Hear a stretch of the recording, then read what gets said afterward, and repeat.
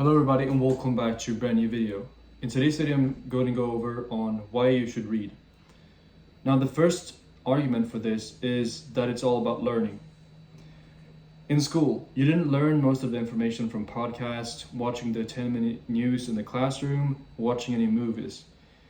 Some people learn from that, but me personally, I almost learned everything from reading the textbooks, from being able to memorize, take notes and whatever. And that's what reading is all about, especially on the informational side. If you want to learn something, I learn best by reading books, and most people actually do. Then, also, I'm going to talk about a personal story, which is when I started reading for the first time in English.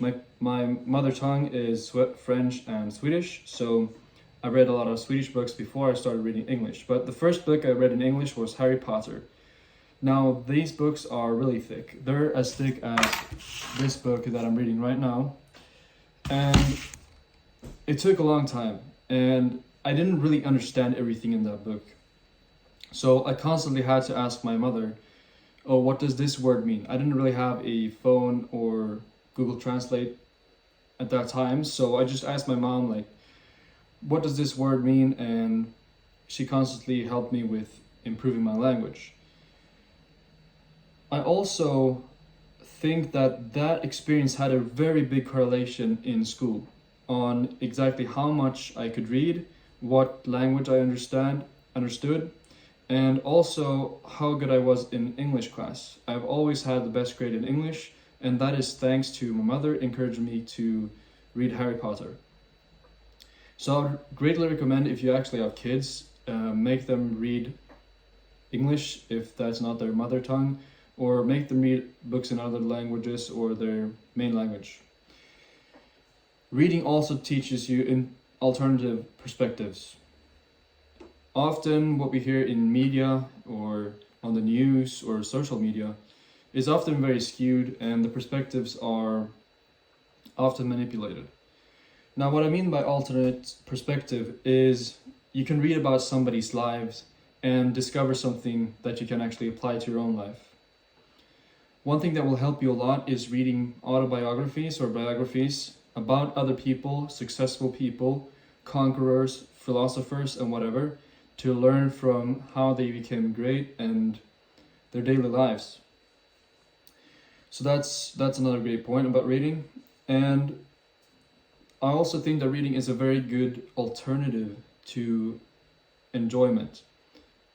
So it's a very enjoyable alternative to other types of content consumption. So let's say, for example, you watch YouTube 5 hours a day, replace that with 2 hours of reading and 3 hours of content, and you'll learn a lot more. And that I can guarantee you. I would say you get the same kind of enjoyment of reading like an hour from 5 hours of content. Like sometimes when you watch YouTube, after 4 hours of YouTube, you feel like kind of drained. But after you read a book for 4 hours, if you've ever done that, I've actually done that when I read Harry Potter. I was so encapsulated in that book, it was incredible.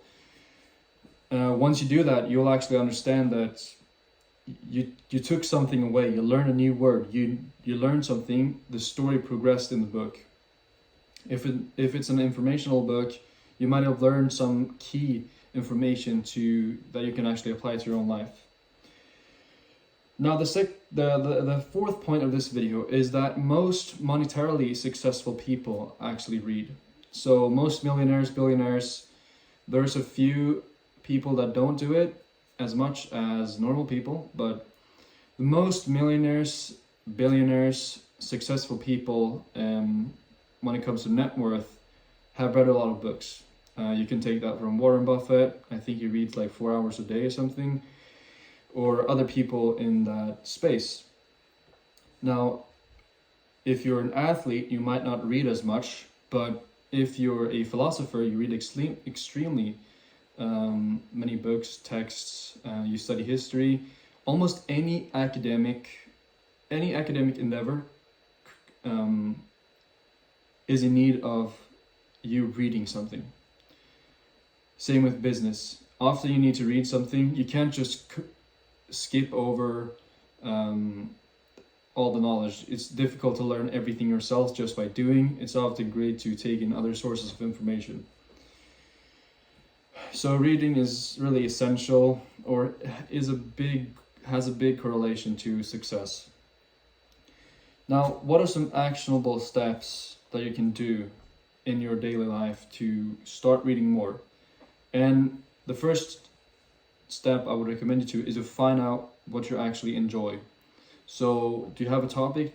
Do you like gardening? Do you like sports? Do you like motivational books? Do you like public speaking? Do you like history? Do you like fantasy books?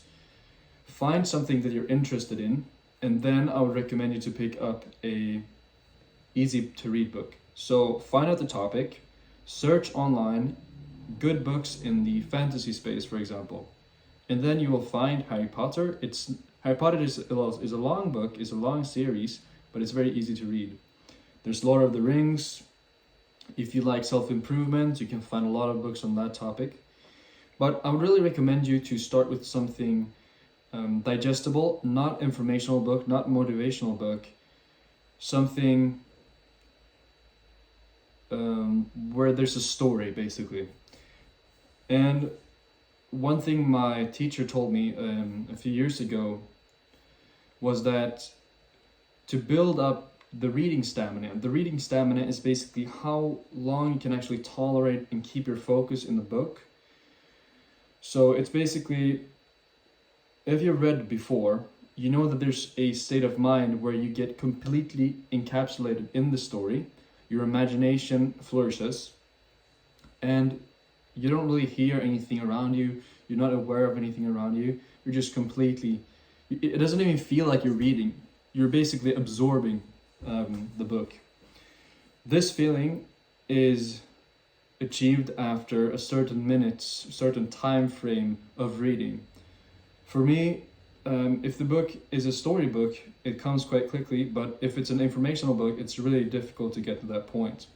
But to increase or to shorten that time frame and to be able to read for longer periods of time, you need to build your reading stamina.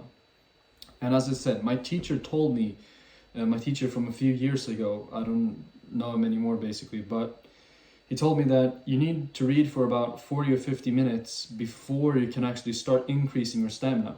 So reading 10 minutes every day is alright if you're not reading anything right now, but it would be more beneficial if you could read 50 minutes, 60 minutes, 70 minutes, maybe once every other day instead of reading just 10 minutes a day or 15 minutes a day. It's like exercising. Exercising 10 minutes a day is not really beneficial for any type of growth. It's much better to do 2 or 3 sessions a week of exercise intensively for a longer period of time than just doing 10 minutes every day of the week. So it's basically a habit that you need to start doing. So I hope this video helped you, but I'm actually going to be dropping down below a reading list on my website. It's a reading list that you can check out. It's by Accepting the Universe, I think his channel name is, and it's the most profound books in his opinion. So if you want to check those out, I haven't really gone through them myself yet because I'm reading other books as well, but I think it would be very beneficial to try out one of those books. So I hope you guys enjoyed this video.